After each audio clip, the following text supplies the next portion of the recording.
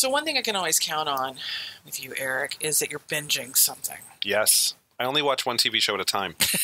Okay. I do. So is that true, really? Yeah. I mean, I watch a show, and then when I'm done watching that one, I move on to the next show. Okay, so you don't... See, I kind of hit and miss and watch a little of all... Okay, that may be why I never finish anything. So what is your latest binge, then?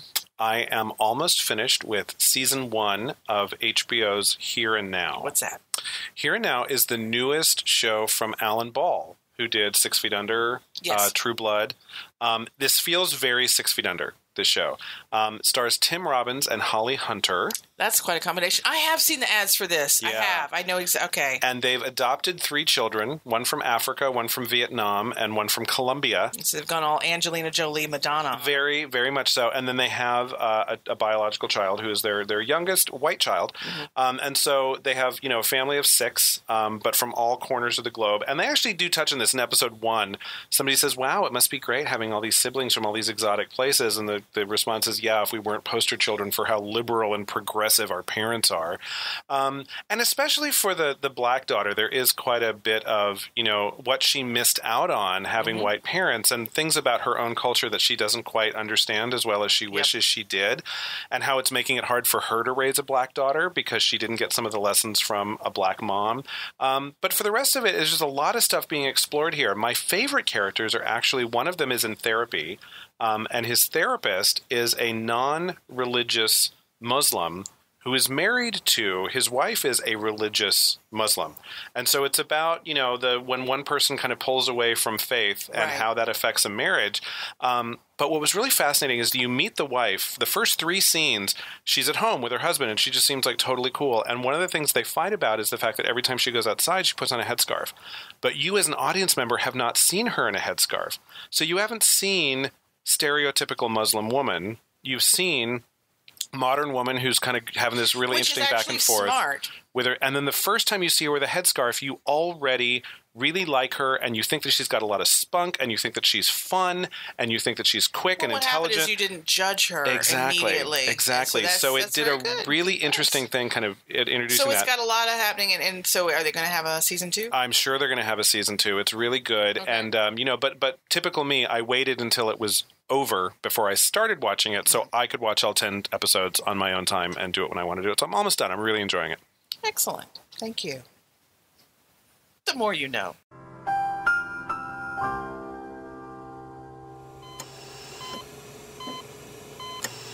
Attention, attention. Pop surgeons Eric and Stacey, please report to operating room 1. Pop surgeons Eric and Stacey, please report to operating room 1. Surgery is about to begin.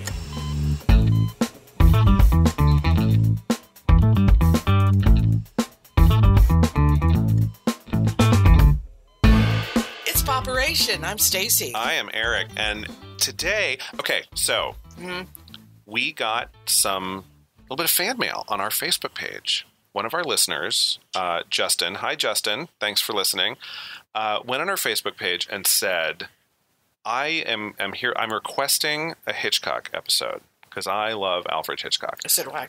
And I wrote him back and I said, well, how about this? How about I do one better? How about a bunch of Hitchcock episodes? Because what we're trying to do in this season is kind of, focus a little bit more. I think we learned in season 1 that if we take on a topic like Hitchcock and try to do every single one of his masterpieces justice, we'll be here until next Tuesday.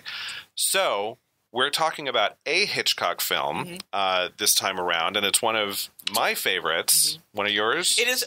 For me, I am going out and I'm going to say that I think this may be his best. Okay. Now, that's a controversial statement, as I want to do, as we remember from Bringing Up Baby, the whole screwball comedy episode. I go against the grain on this. I know that most people will say Vertigo. I don't like Vertigo. I wouldn't say Vertigo's the best. I was about to say I like Psycho and Rebecca for completely different reasons. I'm not ranking them, but I'm like, you're all by yourself if you're saying those are his best. Not his best, but I love Rebecca for a lot of reasons, and that was his early kind of. He wasn't quite Hitchcock yet. Yeah, and if we ever talk about that, we'll talk because I have thoughts about Rebecca. Okay, but I have thoughts about a lot of Hitchcock because I've seen very, very many of them. I won't say I've seen them all. but I will say I've seen very, very many of them. And Psycho is just kind of an iconic movie for me, just because I've seen it a number of times. And I mean, it just, has this thing. But Rear Window is, I can easily say, one of my very favorite When you're Hitchcocks. talking about actual filmmaking and story putting together and direct, all of that, I feel like this beats Vertigo. That's what I'm going to say. For those who say Vertigo's is better, shut it. Shut it. That's all I'm saying to you.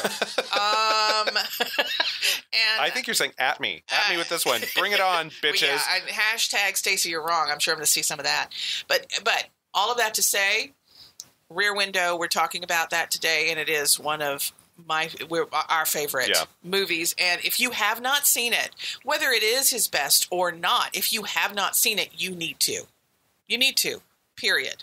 It is a wonderful experience, and it is amazing filmmaking. And short. Like, it's not something that's going to... It's like an hour and a half, little more than an hour and a half long. Back in the day, unless it was this big epic about the Civil War or going into space, they didn't do that. But they packed a whole lot into this little kind of, Well... If it had been any longer, it would have lost a lot of its power. Well, part of it is that you're... and again, it comes to the filmmaking in that it takes place in an apartment, and the camera never leaves. Yeah. The camera, you as an audience never leave that apartment. But we'll get to that. Yep. So here's the plot for Rear Window. Again, it's from 1954. So it's post-World War II, but it is pre all of the psychedelic whatever. It's in the midst of all those crazy things that kids were doing. Baby boomers or toddlers kind of thing. So professional photographer Jeff Jeffries, and that is played by Jimmy Stewart. His name wasn't really Jeff Jeffries. They call him Jeff because his last name is Jeffries. LB Jeff, in quotes, Jeffries. Yep. Okay. Jeff Jeffries just sounds stupid. It wasn't a stupid thing. I know, but it's just like, that was a weird thing for you to pull out. Okay, he breaks his leg while he's getting an action shot at an auto race. Confined to his New York apartment, he spends his time looking out of the rear window of his apartment. Hence the title. Clever. Observing the neighbors. He begins to suspect that a man across the courtyard may have murdered his wife. Jeff enlists the help of his high society fashion consultant girlfriend, Lisa Fremont. Grace Kelly, who is just so fucking gorgeous. We are going to get there. And his visiting nurse, Stella, to investigate, as well as he has a friend on the police force who is there. So, here's the deal. That's the plot. This guy is looking out of his window. He's got a broken leg there, Does he have a TV in his... He doesn't even have a TV in his apartment. That's the whole plot thing, is that all he has to do all day long is essentially spy on his neighbors. He either could read or he could do what he ends up doing, which is... And he's a photographer, so he has a camera. And so he watches out his back window, and it's there's a courtyard. There's other apartment buildings right around, and so he can see into their bedroom, to their apartments like they could see into him. And there's about 5 other apartments at the beginning of this movie that have interesting people in them. That have things going on, and they're characters that we're kind of keeping up with. And he doesn't pull out his camera right away. He's not creepy at the beginning. He only starts pulling out the equipment when he thinks something nefarious has happened. And this is what, when you're watching this, is that you... Is he a pee-pee Tom? I mean, what is the morality of this? And I guess this movie kind of talks about it. I mean, they bring it up. Some of the women in this cast bring that up. Hashtag time's up. But it's just one of those weird things is that, again, there was no TV. Obviously, there was no internet or any of that. So how much do you blame him? I mean, they make a point at the beginning that's very hot outside. So it's summertime, and so everyone's, it actually, Hitchcock shows you the thermostat, so you can see that it's in the 90s, and you look, here's Jimmy Stewart's sweating brow. You've got a couple who are like camping out on their fire escape, one assumes because it's too hot. To sleep inside. And so all this stuff is going on, and people are doing things right by their open windows, and so I guess... and the windows have to be open because it's so hot. And again, no air conditioners. Again, 1954. Exactly. So you could pull the shades, I guess, but, it might give you a little shade, whatever. But most people don't. They're just living their lives with their open windows. And, they could look at him too. In the daylight, they could all see him just kind of sitting in his window looking at everybody and doing his thing. So at the beginning, I'm like, he doesn't want to be there. In fact, one of the very first things that happens is he gets a call from his magazine editor who thinks his cast is coming off today, when the fact is the cast isn't coming off for the next week.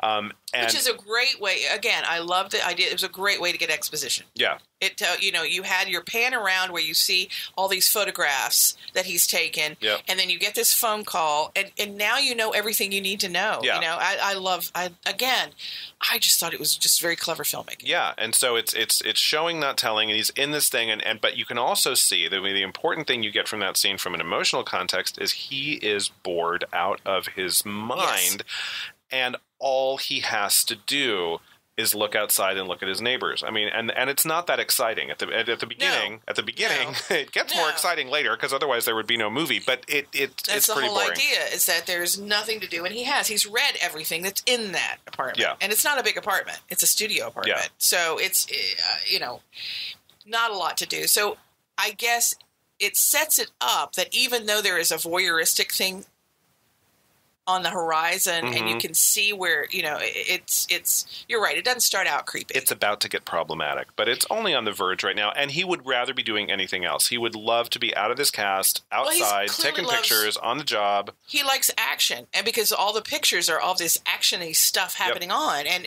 obviously he got hurt at a race thing. So this movie, again, we tip of the hat to awards or nominations, even though that's not hugely important. 4 Oscar nominations. One of them was for director. Uh-huh. The others were technical. One was for writing, cinematography, and sound. Uh-huh. Which, it makes complete sense. Yep. Because you're in this apartment for the whole time, you never leave the apartment, those things are important. And that's one of those camera trick things that Alfred Hitchcock loved to give himself these challenges, yes. Right? And so I remember Rope, which is not one of his better ones, no. but worth seeing because the entire thing is done without cutaways. Yes. The camera just rolls. And basically, and they had to eventually change the film. So occasionally we fade into a black jacket and then fade out of the black jacket, and that's when they changed the film rolls.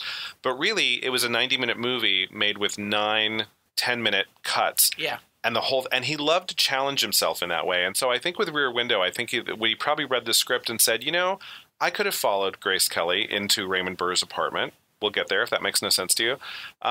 But I'm not going to. I'm going to show the entire thing. I'm never going to take the camera out of the apartment. It was based on a short story, so I think that they could have totally taken it anywhere they wanted to. They could have gone down to the street. They could have done anything. But I agree with you. He liked a challenge, and this was a huge challenge. Yeah. Certainly artistically it was. And it also served the story because we're seeing this whole thing, when he begins to suspect, we're going to get into the plot here for a minute, that one of his neighbors has killed somebody. He's using these little bits of information, and the audience only knows what he knows because the entire thing is shot from his vantage point. So you don't really see where Raymond Burr's going in the middle of the night, but you see the little bit of his leaving his hallway, and then you see him crossing the street down below. And that's all you can see because that's all Jimmy Stewart can see.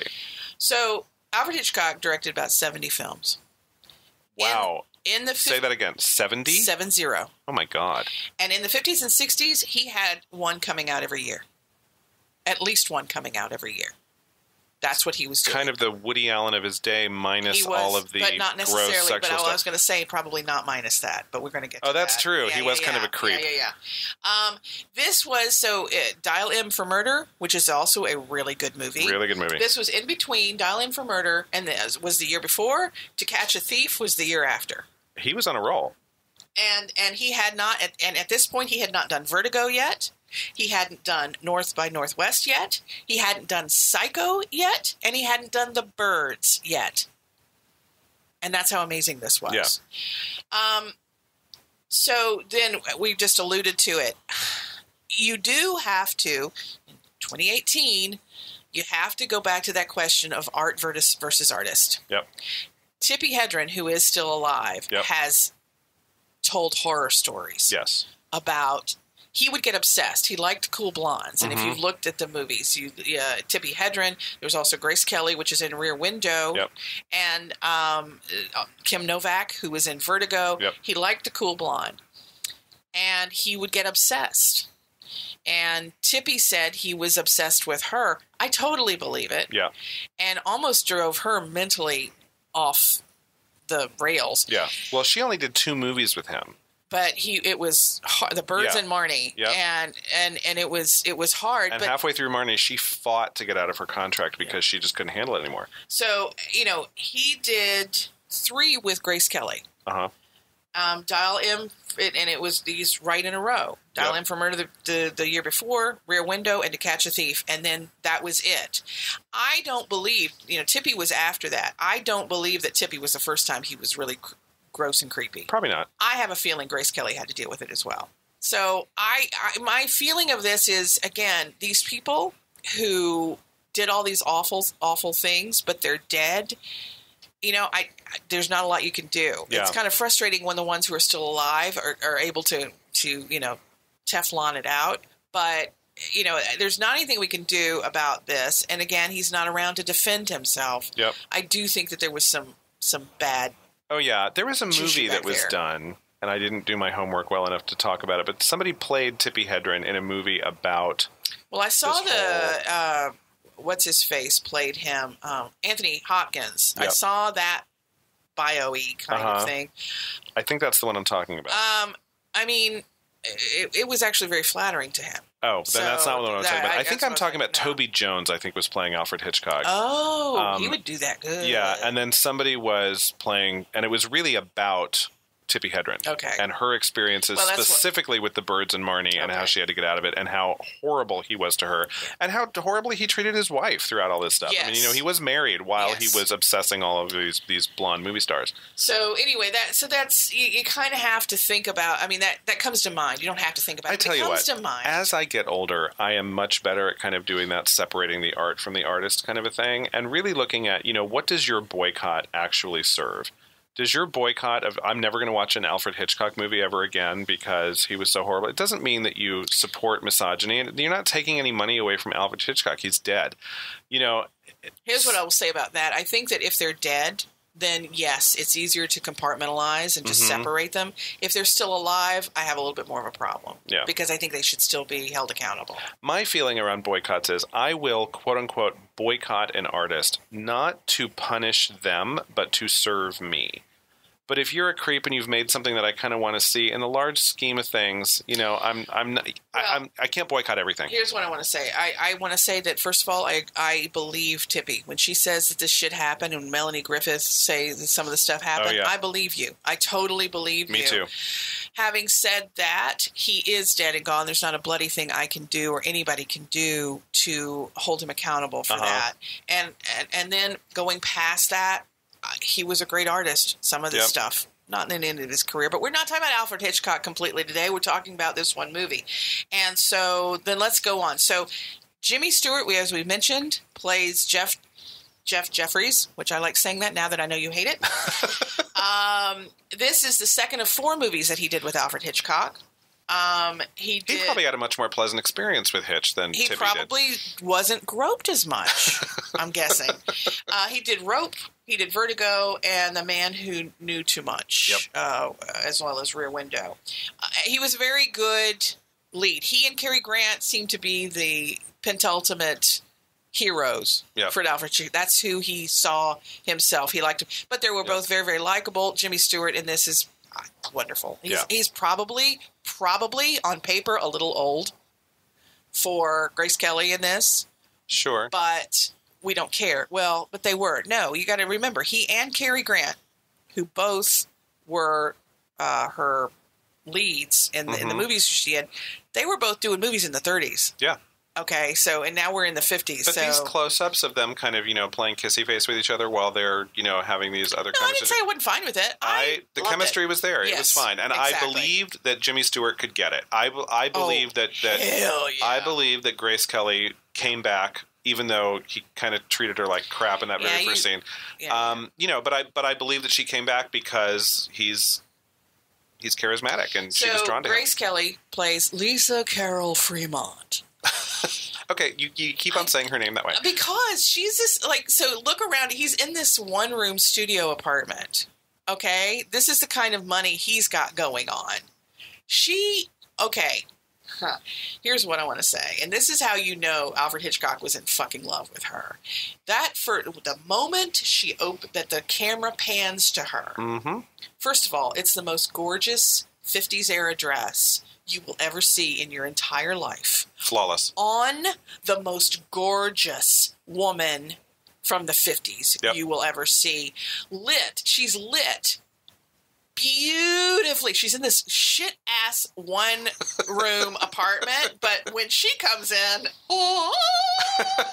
but she's beautiful. And I just look at it, and she's beautiful. I was texting you while I was watching this movie, and I was like, what is wrong with you, Jimmy Stewart? I would marry Grace Kelly if she walked into my apartment looking like that. And I said I would too. And then my straight husband, the only one who really, would have a chance in the 50s, is like, meh. But that was just to be funny because we all know she's hot as F. My God. But it was beautiful. He also wants to stay married, so that was a good call on his part. But she's beautiful. Yeah. And beautifully lit. Alfred loved her and made her. I mean, it was just gorgeous. But she's a society person. That's my point. Yeah. So here's Jimmy living in this place, and she's a society. I'm guessing they met at a place where, he was taking pictures or whatever. But they're a weird couple. I get that he's acclaimed and he's famous. And to me, part of it was obviously you needed to be in a crowded apartment courtyard for this story to work. Correct. I know that. But also he talks about the fact that he goes to Pakistan for months at a time. He can't have a big place that needs upkeep. No, that's true. He's got to have this place that he can just leave, and it's not going to get, and he doesn't do housework. He didn't want that much to, Nobody has a housekeeper. No, she's his nurse. She's his nurse because he broke his leg.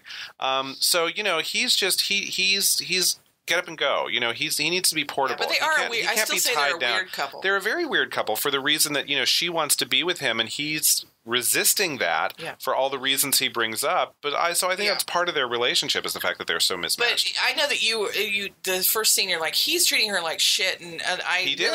He did, but you have to realize this isn't the first time they met. Okay, she's dealt with this, and you don't know what she said in the past to put him there.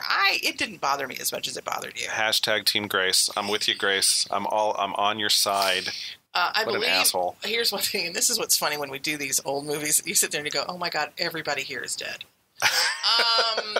So Wendell Corey plays a detective, Lieutenant Doyle, who's a friend of Jimmy Stewart's. Yeah, and you're on # Team Wendell. I am on #. I love Wendell Corey. He was in so many weird things that I can't even name because he was always like the best friend or the alternate bad guy or whatever. He was in The Rainmaker, which was a movie with Katharine Hepburn. Okay. And he was a good guy there too. I mean, he's this good guy kind of person. Or he can be the really, really bad guy. He's a great character actor. Yeah. And anyway, in this one, he is a good guy. He's the best friend. The sidekick. And he happens to be a cop, which we needed later on. Cop or a private detective? I couldn't really get. No, he's a lieutenant. He's a cop. He's a cop. Oh, okay. Which is why sometimes he's like, I can't do that because it's not official. I can't, because a private detective would be all over. They don't care. They'll break and enter. He can't do that. They can't break the law.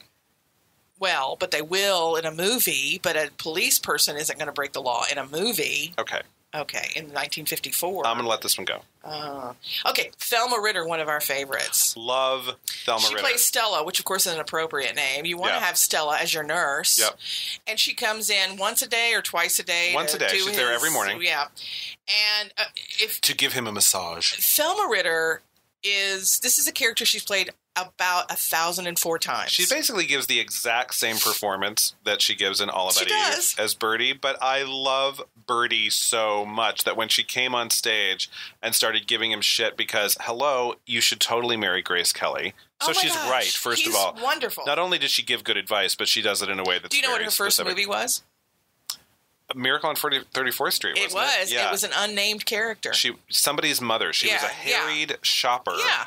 And the next movie she made that was bigger, like somebody actually noticed her on screen and said, who's that? Find that woman. I want her. Because when she's on screen, you're watching her, and even when it's Grace Kelly, if she's talking, I'm watching Thelma talk because she's so charismatic. So she was in The Misfits. She played Marilyn Monroe's sidekick. Yep. She was in Pillow Talk. And she played the housekeeper for Doris Day. So funny. Drunk all the time. She would go out. She had hungover. I'm sorry. She would be hungover all the time, and she would love listening to Rock Hudson. And that's a wonderful movie. So I know awards are not your thing. Thelma Ritter was nominated for 6 Oscars, never won a single one of them.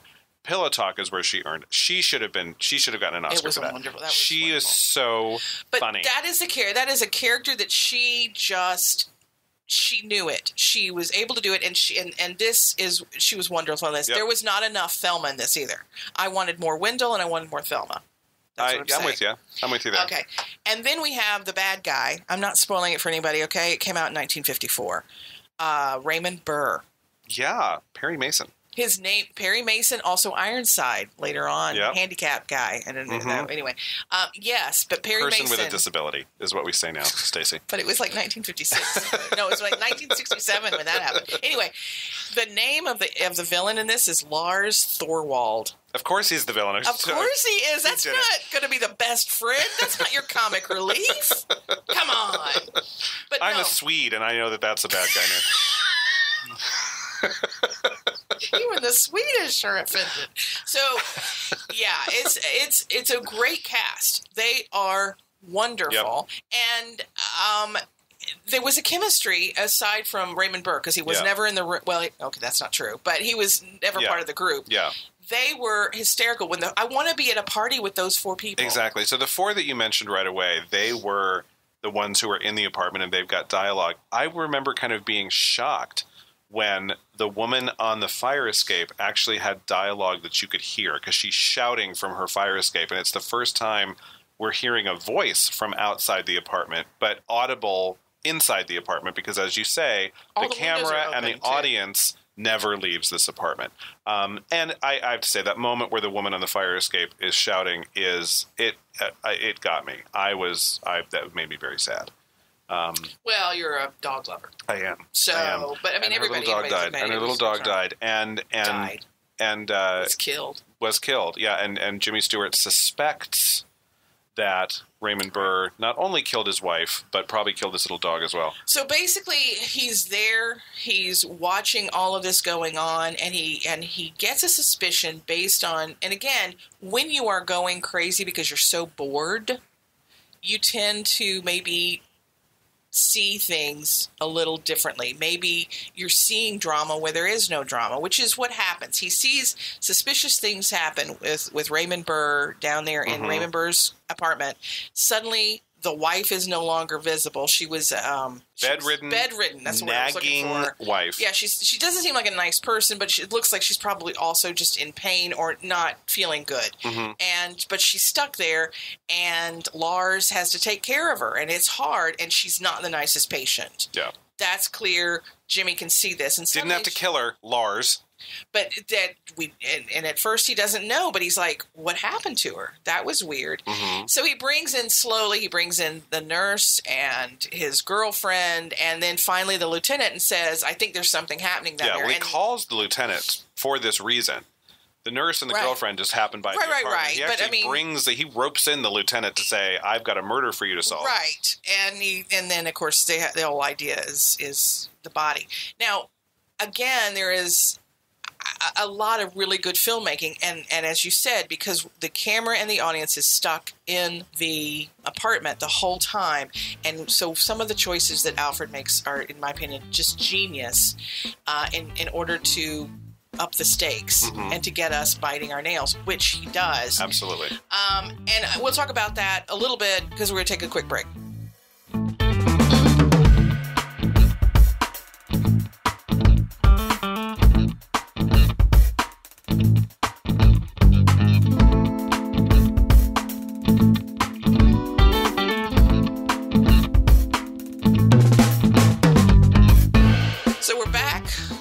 Talking about my favorite Alfred Hitchcock movie, Rear Window. Rear Window. And, why is it so good? Well, we've talked about some of those things. Because even if people, there are those, as I said, who think that Vertigo is the best Alfred Hitchcock movie, but even they will tell you, but Rear Window is a great movie. It is considered great all over it. And I think that you can't. And again, Alfred Hitchcock used mysteries. he knew what an audience needed to stay engaged and then to feel things. Yeah. For example, the dog thing. One of the things that is suspicious is that the dog is out there digging in the garden. Jimmy Stewart can see him from his window digging out. And he's like, well, that's weird. What's going on? And at first you think, well, he's just a rascally scamp little dog who just digs, and maybe he's digging a hole for a bone or something. You know, because dogs will sometimes dig in the yard. It's only when this dog is killed and the dog's owner is yelling at all of her neighbors saying, who killed my dog? How could you possibly do this to this sweet little animal? Which, of course, I'm like, you know, a puddle on the inside. It's awful. Because I'm a dog person. But everybody with a soul comes to their window to hear this woman's elegy for her fallen canine companion, except Raymond Burr's apartment is dark and you can see the glow of his cigarette. And he's just sitting there smoking in the dark while this is going on. And that's one of those moments where Jimmy Stewart, there's a couple of moments where Jimmy Stewart is almost convinced that, okay, maybe I'm just going stir crazy and maybe this is all in my head and maybe I'm just a little bit.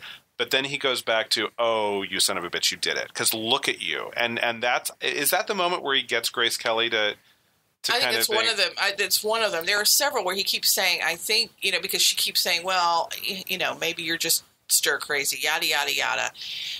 And I think that is one of them. Yep. And what's interesting is I'm just thinking about this. So Jimmy Stewart is able to see all of those windows. But as far as we know, his is the only window paying attention to anything out there on this side of the courtyard. I thought about that when I was watching the movie. Like, who knows what's going on in the floors above and around? I just thought of that. And if there are interesting people there. But the point is that Jimmy Stewart can't see them, and so they're not part of his world. And that means so therefore, they're not part of our world. Also, something else, as we said, it's a really good cast. The acting. Spot on. Dude, I didn't find – you watched it more recently than I – like you watched it last night. I watched it a couple weeks ago. Did you find one line where the interpretation was wrong? Did you find any miss? No. I mean, it's definitely a movie from the 50s. There are some – you know, occasionally Jimmy or Grace will speechify in a way that's probably not the most realistic, but of its time and what the actors had to do with the script that they were given, pitch perfect. It's just – it's right on. I think so. I agree completely. And I think that – it, if nothing else, and again, but you've got Thelma Ritter. When she's not speaking, she's still in that. You know, it's brilliant, brilliant. She's fantastic. And what I really loved about the characterizations in this is that, you know, okay, so we meet him. He gets the call from his editor. Can you come to work? I've got an assignment for you. It's like, no, I'm still in this cast for another week. But yes, I can come to work. Put me on an assignment because I really got to get the hell out of here. And he's stir crazy, and he's spying on all of his neighbors, and he starts to concoct this story. He gets a speech from Grace Kelly, more than one, from Grace Kelly and Thelma Ritter and Wendell Corey saying, you've gone too far, you're a little off your nut, like, what are you doing? You're going a little crazy. There could be any reason, any number of reasons for these unusual things you're seeing. And he's kind of unstoppable, except for he gets this moment where he thinks, okay, maybe everyone's right, and then the whole thing with the dog happens, and he's back on. But what was delightful in this movie to me was when each of those people, and I think Corey is probably the last one that's happened to, they each make a turn. Because at the beginning, while Grace Kelly and Thelma Ritter are telling him he's nuts, by the time we're halfway into the movie, they're like, hand me those binoculars. Oh, yes. And Grace Kelly's running around. There's no way she wouldn't take her wedding band. I mean, they're so into it. And at one point, you know, when they do think that maybe they've gone a little bit too far, I think Grace Kelly even says something like, you know, we are hateful, awful people. We are sitting here upset that a murder didn't happen, you know?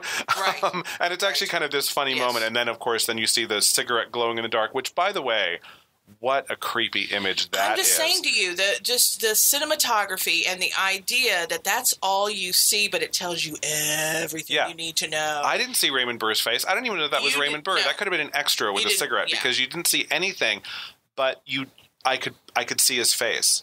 I could see his glowering, you knew that he was sitting there. Face. He was indifferent, and he was ignoring what was going on. He clearly wasn't surprised, especially the dog thing. He wasn't surprised. He knew that the dog was going to be found and that there was going to be a scene made. He knew it had happened. He was sitting it out. This was not shocking at all to him. And no, it was. But again, we didn't see a face. We didn't see a reaction. We just saw this stub of the cigarette glowing in a dark, knowing that this guy is sitting on the couch just smoking, listening to it all. So a lot of what's genius about this movie, I will say, you know, we give a lot of credit to Alfred Hitchcock, which it's due him. He did a brilliant job. The writing is also fantastic. And I don't even know who the screenwriter was. Nominated for an Oscar. Yeah, the writing is very, very good. And with that, I'm going to say, because I was also thinking that, so at one point, we see Grace Kelly go over to the apartment to go inside, to break in or to get inside. Well, the mission was to go dig in the garden, and she takes it upon herself to climb up the fire escape and crawl in one of his windows. And Jimmy Stewart's in the apartment going, "Get out of there. What are you doing?" And again, there's no walkie-talkies, there's no phones, there's no way to communicate with her. Yeah. And he is helpless because he is also in a wheelchair with his broken leg. Yeah. And the suspense that is built as we are also helpless to help her when things look like they might get a little rocky, and they do get a little bit scary for her. Yeah. Because we see Raymond Burr come to the hallway outside just as Jimmy Stewart can see it. You're freaking. Oh, freaking out. And she's about to run to the door and open the door and meet him face to face. And it's, now, here's what also I want to put on this list is the music. Yes. The sound and the music was amazing. Again, you were talking about that woman. We don't hear any other conversations, but we hear her crying and screaming about her dog. And I think that was on purpose. Yeah. Again, I don't think anything on this was not planned. Understand, I think that's how much a genius that Alfred Hitchcock and the people he got good teams to work with him. Yeah. But the music in this, it just took that suspense. And again, this is what Alfred Hitchcock did so well. Yep. And, you know, it just added to it when he's walking. You see him walk between, you see Lars walk between the buildings. So you know he's on the way. Mm-hmm. And then you see, I mean, it's just every step of the way. It just adds this next level. And there were moments when, you know, Grace Kelly was out there and he and Thelma Ritter were talking, and I'm like, what are you doing? Yeah. Watch the window. Like, what are you Yeah. And so the music, yes, but also there's a moment of silence that is also fucking scary as hell. That's the thing, is knowing when to put music and sound and knowing when to use silence. And again, genius of Hitchcock. Yeah, there's a moment when we suspect that Lars might be coming to Jimmy Stewart's apartment to attack and or kill him. And all you have is a close-up of Jimmy Stewart's face, and he's acting the hell out of it, and you cannot hear a peep. And it goes on for an interminable amount of time, but it doesn't get boring ever because you are just on the edge of your seat. Well, and when the guy does get in there, and all Jimmy has is his camera with the bulbs, and you hear the the pop of the bulbs because it's old school, that was that was amazing to me. I'm surprised it worked 5 times. And Raymond Burr never caught on that the guy was going to, it's like, maybe you should, like, put a hand in front of your eye as you're, but whatever. He's not smart. He's not a smart He's not a criminal genius, No, Lars. he's not. But and I think he proved that other times before that. Yeah. That he's not a bright guy. Yeah. He was just desperate and tired of this woman. That's what happened. Yeah. So spoiler alert, Jimmy Stewart was right the whole time, and the guy totally killed her. The guy named Lars Thorwald was a murderer. And the funny thing is, like in a world post The Usual Suspects and Fight Club and things like that, I was kind of expecting like a surprise ending, kind of a thing to happen. And no, this plays out kind of exactly as it's the ending, I have to say, is not in a bad way, but it's predictable. It's kind of what Jimmy Stewart thought was. Jimmy Stewart's the good guy. He's the hero. He was right the whole time. Well, part of what I said, in my list of why I think this is good is it does have a happy ending. And that's, and again, this is post-war. You've got to put things in their time. Yeah. It's post-war. People wanted this. Yeah. You want the suspense and you want that roller coaster ride. But in the end, you want to get off the ride and be able to go back to your life and be a little bit happy. Yep. Another thing on my list are costumes. I mentioned Grace Kelly's dress. Well, she always looked amazing. And she changed. I don't know how many times she come. I mean, to the house because she had a different outfit on. It was beautiful. Well, it took place over, I think, 3 or 4 days, and so she had 3 or 4. Lovely. Whereas he went from tan pajamas to blue pajamas, which really brought out his eyes, I noticed. But other than that, no. But again, it's a matter of the costumer did a lovely job. Again, Grace got all the primo stuff. Sure. But everything else fit. Yeah. I didn't ever have this moment of what are they doing with that on kind of thing. But it was just lovely. Again, working with it, and Hitchcock had a great team of people, but also talked about how this ensemble, I would like to hang out with these people, aside from Lars. I would like to hang out with them. The relationships they had with each other. You know, his and Grace's, obviously, but Grace and Thelma had a fun little girl. They had a rapport. They liked ganging up on him. Yeah. And they got each other. Yep. And then Wendell, you know, his lieutenant, his best friend, and he have this relationship that was very fun. Yeah. And again, that you get good actors in small parts, and you can do anything. Yeah. And, you know, some of these actors who played the menagerie of characters from across the way had to do a lot of really great work without the benefit of any dialogue. So when you look at the cast list, this is fun. So they don't necessarily have names. Yeah. They have the names that Jimmy Stewart gave them. They have the names, and we've all done this. We'll sit there and we go, oh, you remember Yellow Umbrella chick in How I Met Your Mother? I mean, you know, that kind of thing. You think of these, or you know, I'm like, oh, the fuzzy-haired girl, and from then on, she's the fuzzy-haired girl whenever I talk about her. And that's what he does, which, again, it goes to your writing thing. That makes it personable. Everybody's going, oh, I do that all the time. Yeah. And so you had Miss Lonely Hearts. I felt so bad for Miss Lonely Hearts. Well, you were supposed to feel bad for her. And she had a happy ending. She did have a happy ending, and she was this poor little woman who would she would get dressed up, and she would make dinner for nobody. Well, and then one night she went out. And then she went out the one time. And he found a man to bring her home who then tried to rape her. Yeah, he was an ass. But, you know, so she didn't have good luck. And she slapped him across the face and removed him from her apartment. She did do that. She was a good girl. But she drank a little too much before that kind of thing. And was considering offing herself with a whole bunch of barbiturates. She did. Try that. So there was rape, there was suicide. It was a great feel-good movie for the whole family over in Miss Lonely Heart's apartment. Then there was Miss Torso. Yes. She was obviously a dancer in New York. Yes. And it's funny. She's doing the ironing, I believe, and also doing her leg exercises. Yes. And I was when it first happened, I was like, Alfred, really? And then I thought, oh, she's a Broadway dancer because she's doing her dance moves all the time. And she would have people come over. So there was a judgment. You had a judgment. This was an interesting one because you would judge her because there would be these. She was entertaining multiple gentlemen callers in her small little apartment. And then at the very end, her, I guess, husband or whatever, who was in the military, right, came home, and she loved him and everything. So you were like, okay, those were Broadway producers. She's trying to get a job and all this. And you never saw her have sex with them. So she might have, but we don't know. No, it didn't matter. You liked her in the end because, she was waiting for her hubby. Yeah. Post-war, gotta love the vets. Miss Hearing Aid. Yeah. Was she the sculptor? She must have been the sculptor. Okay. Yeah. Because she was always yelling. Yes. That's why. Yeah.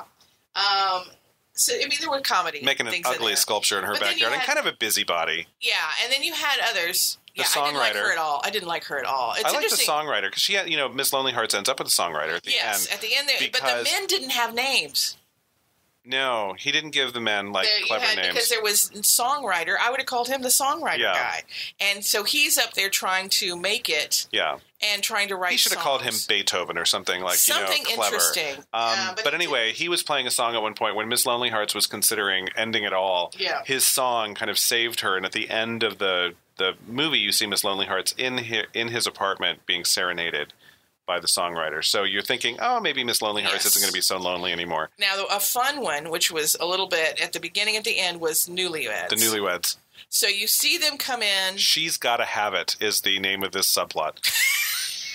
They come into their apartment, and he's carrying her over the threat. No. They walk in together, and their bags are being held. Oh, that's right. And then he says, "Okay, come out into the hallway with me." And she's like, "Why?" And then he carries her over the threshold. Now that they're alone, and you're like, "Oh, they're newlyweds. That's nice." And that tells you again. He showed us. He didn't tell us exactly that they're newlyweds, and they draw the blinds, and their blinds are drawn until the very end. Well, no, there's a couple times in the Wait, thing am I missing it? Yeah, there's a couple moments where Mr. Newlywed will undo the blind. Oh, that's right, and she lean out of the window and try to smoke a cigarette to get a break from this sex crazed woman who's clearly it's 54. She's been a virgin her entire life, and she is making up for lost time. Yes, she is, because she always calls him back in, and he's like, I don't know if I can. I remember that. And there's a couple moments like that, and it's so funny. It's just like these little touches of, and again, not telling us, showing us, and while Miss Lonely Heart tugs on your heartstrings a little bit,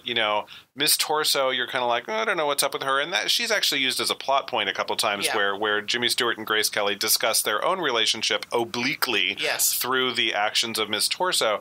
But then you have the newlyweds that are just funny. That's just comic relief. Now, I will say about Miss Hearing Aid, when the dog dies, she did something that was kind. Yes. For the little woman who's I didn't know it was Miss Lonely Hearts. I think that actually put her in the bag. Miss Lonely Hearts was the one that was on the. I was thinking it was Hearing Aid. No, it was Lonely Hearts. No, Miss Hearing Aid. She actually, when Miss Hearing Aid tried to stop the dog from digging once. I remember that because he's going to be mad, and she didn't like him. Right. And we knew that she was kind of a good guy because Lars and she did not get along. Right. So, at one point she tries to get the dog away from the garden because she doesn't want anything bad to happen to the dog.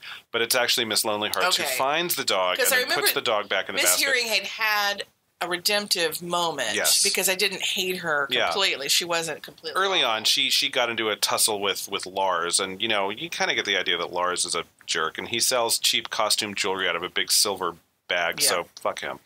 So, best worst moment if you have one. Okay, my best moment is when you think, and it actually it comes to pass. Jimmy Stewart picks up the phone and immediately starts talking to Wendell Corey, although it's not Wendell Corey on the other end of the phone, it's actually Lars. And he says, Thorwald's left the apartment, so it becomes very clear that he's been spying on Thorwald, and he is the center of this whole thing, and he sent the note that went over there. And there's just this moment of silence that freaks you the hell out on the way. The other one for me is when Grace Kelly is in Thorwald's apartment, and as you say, we're just watching helpless from, the chair, and you feel just as helpless as Jimmy Stewart. And I thought at that moment, the camera could easily leave the apartment right now, and we could be following Grace Kelly around this strange apartment. It wouldn't have been nearly as scary. But I also just kind of came on the one thing that I would call the worst, only because it was kind of unnecessary. We do leave the apartment once.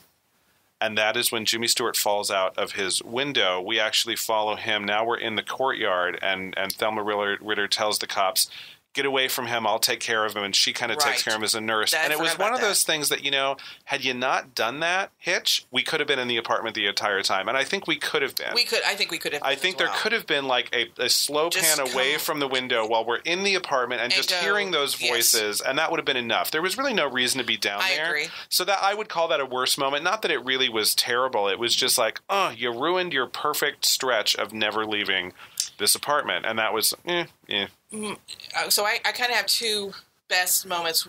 One of them is kind of the same one, is the moment of looking at Jimmy Stewart when he's watching Grace Kelly over there. And his face, he's perspiring, and is he holding the phone? He's holding something. And you can see it all on Jimmy Stewart's face. And it's just, I'm as tense as he is. Yeah.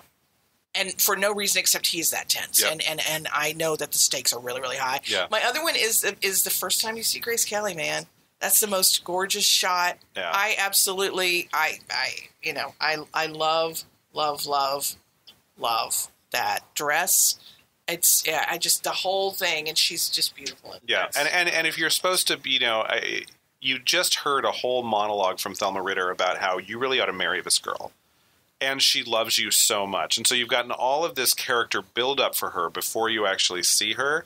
And that does not disappoint. She's the most beautiful woman in the world. And you're just like, what an idiot you are. Here's the thing about her. During the movie, she is charming. Yeah. She is clearly a society person. She doesn't really know how to work. She does charity work, basically. And I think, but here's why I didn't have a problem like you did at the beginning when he's treating her, is like, he knows that if he marries her, he's marrying into that world. Yeah. And I don't think he wants that world. And that's what I think the thing is. So at the end, he's got to figure out. You have a choice. Do you want that world, or do you want to leave Grace Kelly? Yeah. Come on. I mean, it's like, do you want her more than you don't want the life? Prince Rainier knew what choice to make.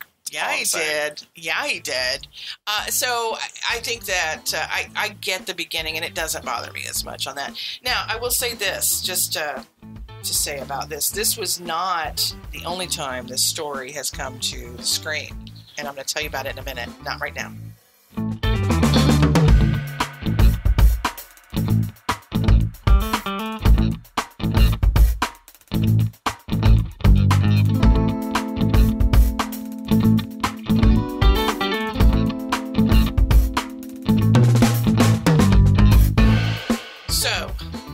Alfred Hitchcock's Rear Window, if it's not the best, it's in the top 2 for me.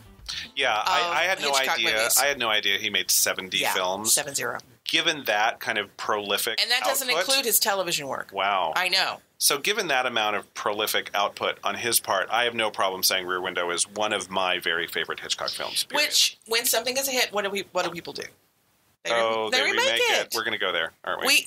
I think we need to. Okay. Because I think we need to touch on it. We're not going to spend a lot of time on it. But have you seen the remake? Yes. Oh, I've not. So I only have opinions that are judgmental so in without experience. In 1998, Christopher Reeve remade Rear Window. And Christopher Reeves, he's a decent actor.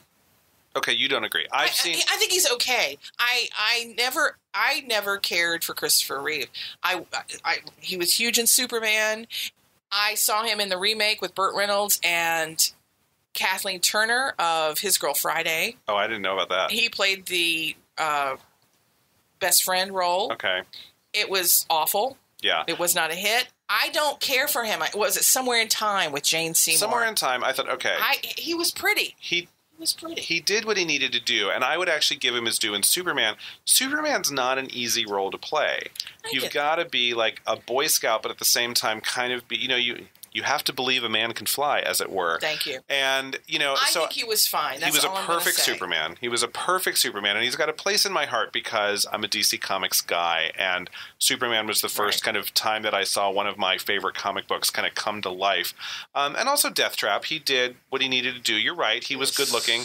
Remains of the Day. He, he held his own. I think I didn't see, and I disagree. I didn't think he held his own. But here's what I want to say. So he had a horse riding accident. Yes. Paralyzed, neck down, I think. Or chest down for sure. Yep. And in real life. And so then he got into producing things and stuff like that. Yep. So this is done, and he's starring in it. Yep. So instead of having this person who has a temporary broken leg, you have someone who has had an accident. Now, in the movie, is this a permanent disability now? Yes. In the movie, it's a car accident, and it is permanent, but he is, quote, waiting for a cure kind of thing. But he has the same... symptoms that he does, and I mean, you can't. How can you not? Yeah. But in the movie, he has a crap ton of money from. I don't even remember what it is he did, but he has a ton of money, so he's able to get the highest tech. And there's internet involved, and that's one thing they did is they brought in computers. Okay. They brought in this sort of thing, and it. Here's what I'm going to say. It's not awful. I didn't see it back in the day because I was like, that's going to make me uncomfortable. And I remember my husband, Frank, he said he had watched some of it, and he said, it's just too oogie. I couldn't do it. The problem is you're seeing it's real life. Yeah.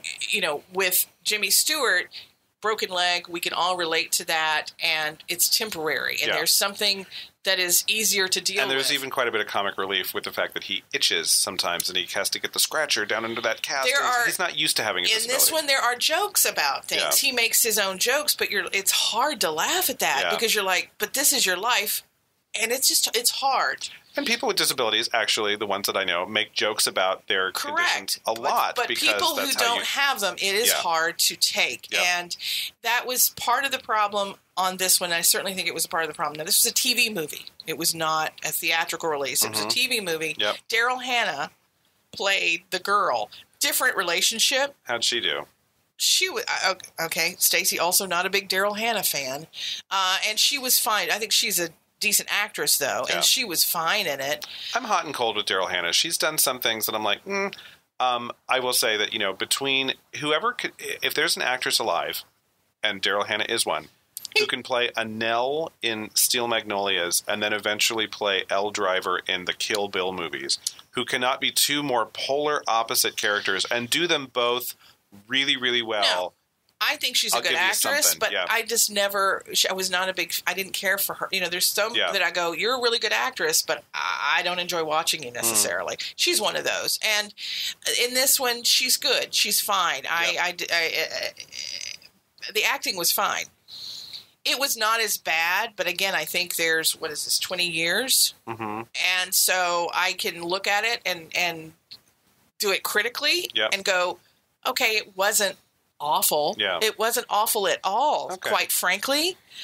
But there is some discomfort there, again, because of that temporary versus this is it forever.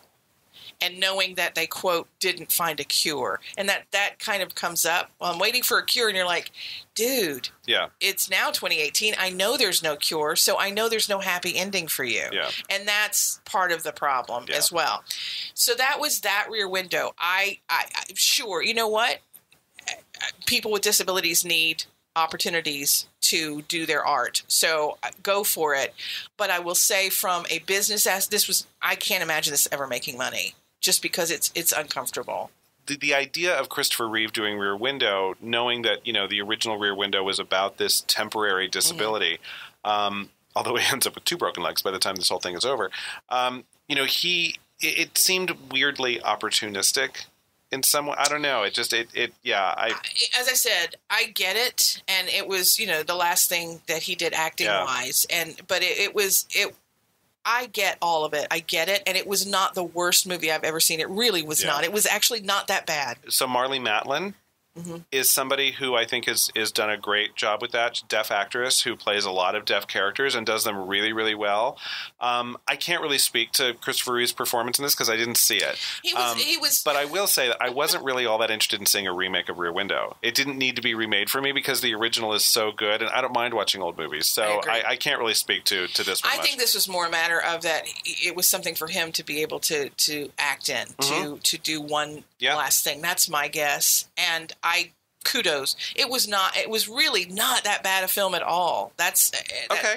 Well, it may sound like faint praise, but at the end I was like, you know what? That wasn't that bad. And it's a lot to measure up to because this original was good. Correct. Good now, movie. Having said that, there is a more recent one. Really? 2007. Movie called Disturbia, produced by Steven Spielberg. Oh. Starring Shia LaBeouf. Okay. Okay.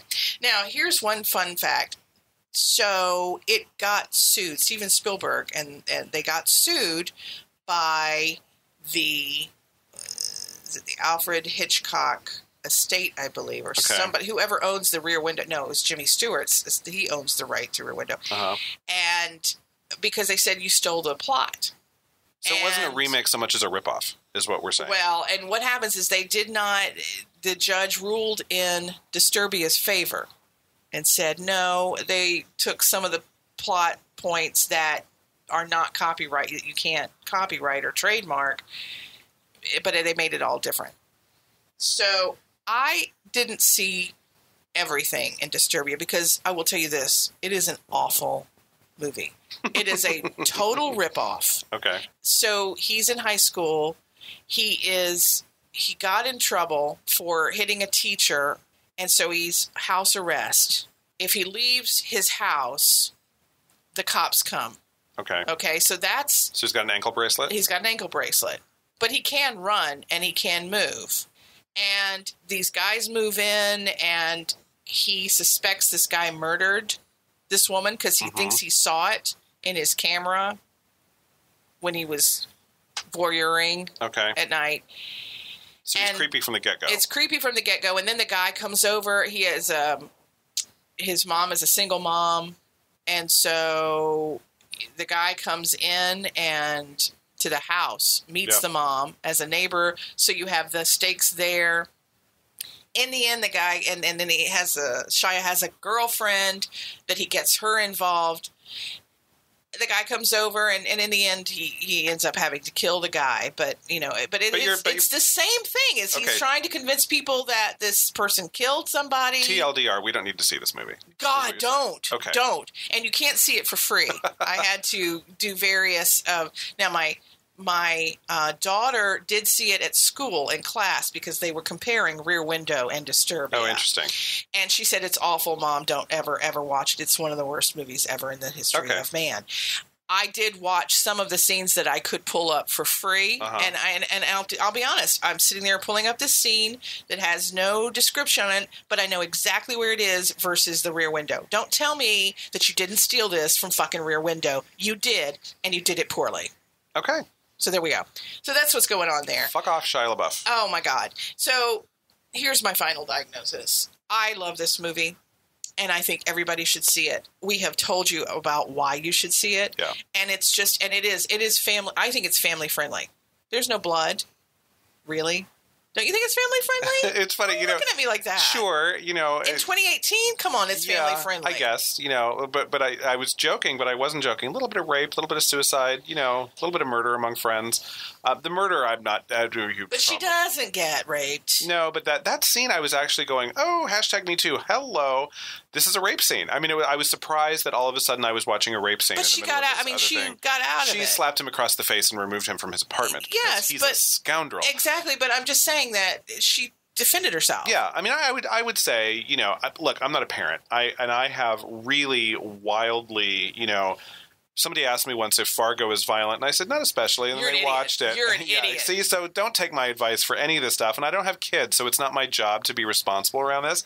I would say if you have a kid who's prone to maybe having nightmares, they might have nightmares about a scary man coming to their door when they're helpless in a wheelchair with a cast on their leg.